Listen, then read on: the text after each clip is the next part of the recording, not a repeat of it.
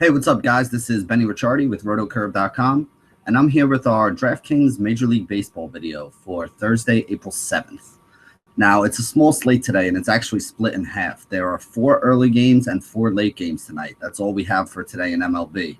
And as always, we're going to concentrate on the late games. So what we do here in the Benny's Bat section is I'm going to go through each pitcher that's on the mound today. We're going to try to figure out what their weaknesses are, and then try to figure out which bats on the other team profile to do the best against them. So let's get started at the top. The first game we have to look at is the Boston Red Sox going up against the Cleveland Indians. For Cleveland, they're throwing out Danny Salazar. Salazar is actually a pretty good pitcher. You know, lefties were a little bit better against him. They had a 232 batting average with a 1.10 whip. Righties only had a 220 batting average with a 1.15 whip. He is a high K guy, but he also gave up a decent amount of home runs, 15 home runs allowed in 88 innings pitched to left-handed batters. So I would assume that if we're going to look at anybody on this Red Sox team, you probably want to look at the left-handed batters that have a little bit of pop. So to me, that obviously says, David Ortiz, Big Papi, probably the number one guy that you would want to target if you're going to use anybody against Salazar. He had a 413 WOBA, 320 ISO score against right-handed pitching last year. You know, he's been hitting right-handers hard for home runs, for power, for, a number of years at this point. So he's probably the best option if you do decide to go against Salazar. Remember, Salazar is one of the better pitchers on the mound today. So it's not a slam dunk that we want to have guys going against him anyway. Another guy you can look at is Mookie Betts, 350 WOBA, 192 ISO. So nowhere near as good a play as David Ortiz would be. But, those would be the two guys that I would look at if I was targeting some Red Sox here today. On the other side of this game, we got Joe Kelly going for the Red Sox. Right-handed bats hit 299 against him last year with a 162 whip and 10 home runs in 63 innings.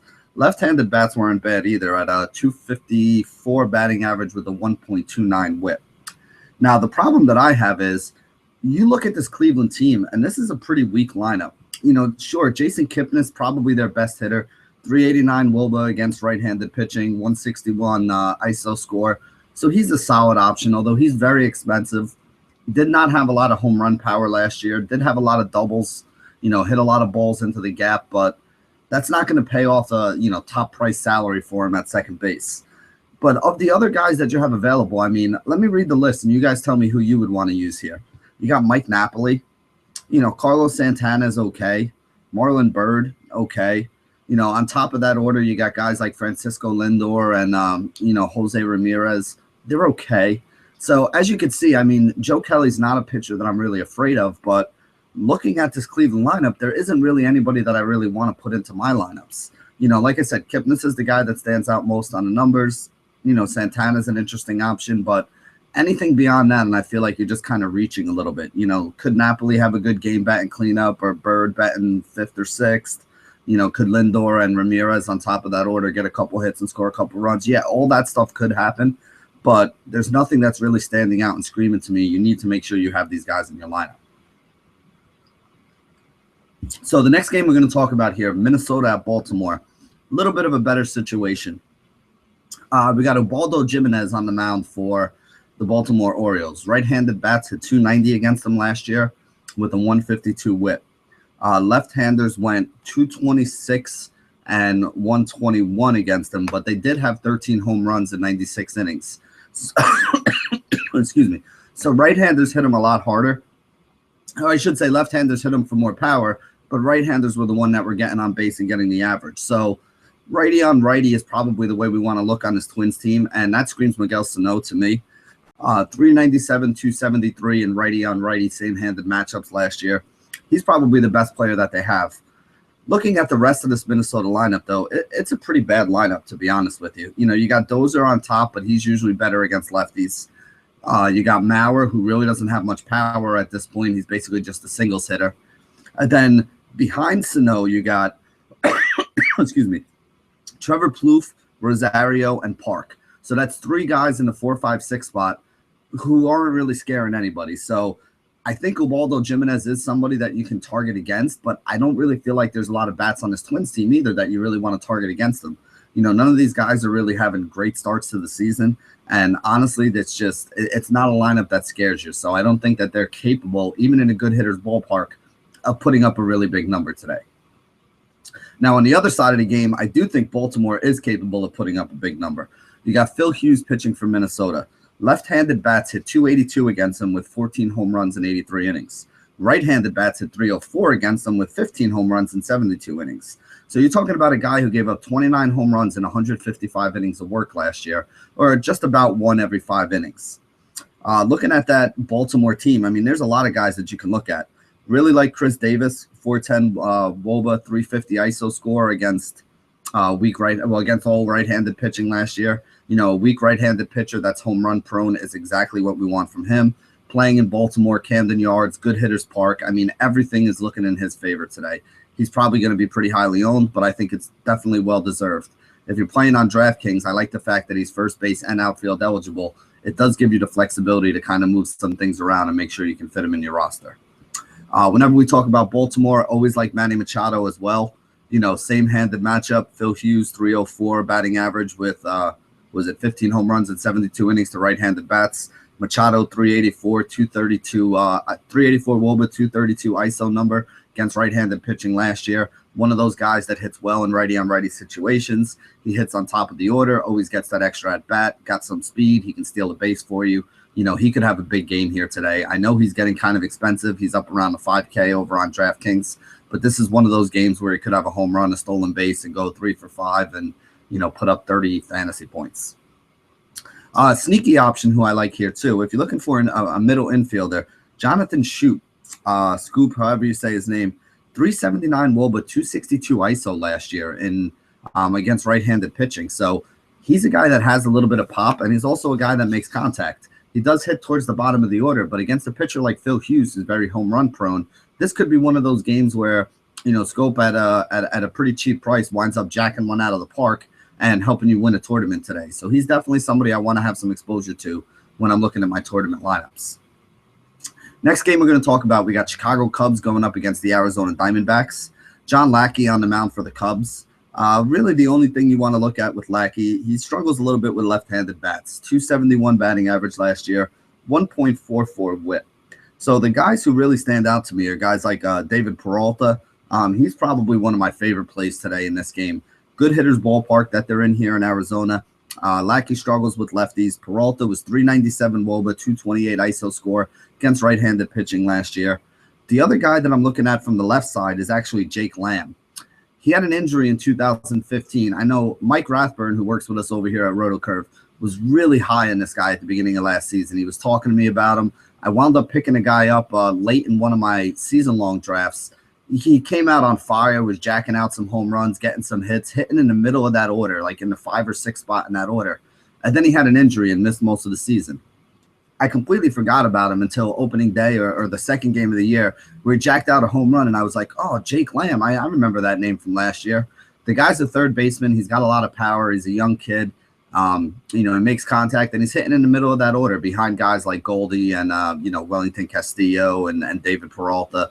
So I think he's going to get some RBI opportunities as well. So if you're looking for another left-handed bat to throw in there, I think Jake Lamb actually profiles pretty well against John Lackey today. I'd like it a lot better if he's hitting in the 5-hole, but it all depends on how they work the lineup. Because when Castillo plays, a lot of times it goes like Goldie, Peralta, Castillo, Lamb, just to keep the righty-lefty thing going. So I think that'll be the way that we look at it today. So if he's in the 6-hole, I'm okay with it. I like it a lot better if he's in the 5-hole, though. On the other side of this game is probably the one that everybody's going to be targeting today. You got Ruby De La Rosa pitching for Arizona. Left-handed bats last year hit 315 against him with a whip of 1.75, and he gave up 20 home runs in only 87 innings pitched. So basically, one for every 4.5 innings pitched. He gave up a home run for every 4.5 innings pitched. You look at that Cubs team, and I mean, who don't you want to play on the Cubs today? Rizzo's probably my number one option. He's up there towards the top. Everyone's going to be talking about Kyle Schwarber. Yeah, his numbers are good and all that, but this is a guy that hits at the bottom of the order. So I don't mind Schwarber, but I'm going to wait till Schwarber's price gets down into like the $3,600 range before I start getting excited about a guy who's basically going to hit 7th this year. Does he have a lot of power? Yeah, he has a ton of power, but he's going to be hitting 7th. So I'm not really looking to go overboard and pay up for Schwarber in a whole bunch of spots today, although I think you are going to hear a lot of people telling you that that's the way you want to go. I do like a bunch of the other bats on this Cubs team too. I mean, Zobrist is in play. Chris Bryant hits well in righty on righty situations, so you can take a look at him. Fowler on top of that order, Jason Hayward, lefty. There's a lot of guys that they can use to attack Ruby De La Rosa here today, and I just really don't think it's going to be a great spot for De La Rosa. So, I know Ricky Sanders, our colleague here at Roto Curve, is really high on him. I do think the Cubs bats are going to be pretty highly owned today. I do think they're in a very good spot. I think for cash games, it makes a lot of sense, but they are going to be extremely chalky if you're playing in any of these late tournaments, especially with only 4 games, starting at 6:10 and later for the late slate today. If you like the taste of chalk and you want to, stack the Cubs from top to bottom, just realize that you are not going to be the only person doing it. You could probably stack the Cubs today from top to bottom, have them go off for 10 runs, and you still might not cash in a 50-50 because I feel like at least 3 or 4 of these guys are going to be in the, 60+% owned range. Guys like Rizzo, guys like Bryant, maybe even like a Schwarber or a Zobrist, although, like I said, I'm not a huge Schwarber fan here. So moving on to the last game for us to talk about, we got Texas going up against the Los Angeles Angels. You got Derek Holland, who's a lefty. Right-handed bats hit .264 against him last year, 127 whip, and he gave up 10 home runs in 48 innings, so about 1 every 5 innings.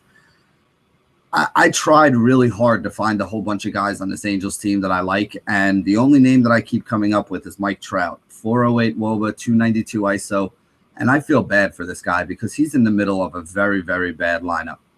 I guess you could also look at Pujols, although Pujols is actually better in righty-on-righty matchups. I mean, that's what I'm saying. It's like I was straining to try to get you a name other than Trout because I think Holland is somebody that you can go after. But after looking at how bad this Angels lineup is this year, I actually don't think Holland's in such a horrible spot. And it has nothing to do with the fact that I think Holland's a really good pitcher or anything. This Los Angeles Angels lineup is just bad. Outside of Mike Trout, Pujols maybe, there's not really a lot of other hitters on this team that you really want to see on your team. So, like I said, I tried as hard as I could. Trout is about the only guy that I think I could recommend from this game. On the other side of the game, we have Hector Santiago, the young lefty from the Angels pitching. He's actually not a bad pitcher at all. He had some pretty good numbers last year. Right-handed bats are probably the way to go after him. They only hit .229 against him last year, so it's not like he gave up a high batting average, but he did give up 26 home runs to right-handed bats in 135 innings pitched, about 1 every 5 innings or so there. Looking at this Texas team, I think Adrian Beltre is the guy that stands out right away to me. Hits in the middle of the order, 393 WOBA, 297 ISO against left-handed pitching last year. Got a little bit of power. They are playing this game in Los Angeles, I think. I don't think they're, or Anaheim, I guess. I don't think they're in Texas, so it's not the greatest hitter's ballpark. But Beltre is somebody I'd look at. And then the only other guy I'm really looking at on Texas, if you need a cheap catching option, I actually like Robinson Chirinos a little bit. 365 WOBA, 229 ISO score against left-handed pitching last year. So he's a guy that does have some upside. I think he can help you get it done. So Beltre and Chirinos are probably the 2 guys that I want to look at there. And unfortunately, that kind of wraps it up here today. Like I said, we only have 4 games for the 6 o'clock and later start. So I wanted to include that 6 o'clock start game as well because I wanted to give you more than just a 3-game set there. There's not a lot of huge tournaments later on in the day. There's a few of them earlier in the day with the 3:30 start. I know not everybody's able to play. A lot of people are at work there, which brings me to the next point. You guys got to keep your eye out because on a lot of these sites lately, we've seen some overlay. I know there's a lot of people that aren't happy with, some of the FanDuel product and the changes that they made. There are people that aren't playing there. They almost never overlay tournaments. And, you go there with 5 minutes left to lock, and normally the lobby is empty and there's nothing for you to even enter if you wanted to get some more exposure to some lineups that you had, or if you made a late lineup. You're usually struggling to find like lucky sevens or something to put it in. Lately, there's been room in just about every one of these MLB tournaments, even before lock. And the same thing goes for DraftKings too. They've been making the nut that they need to, not have to cover any overlay. So it hasn't really been overlay, but they haven't been filling up these tournaments. So they haven't been making the, maximum amount of money that they could on some of these.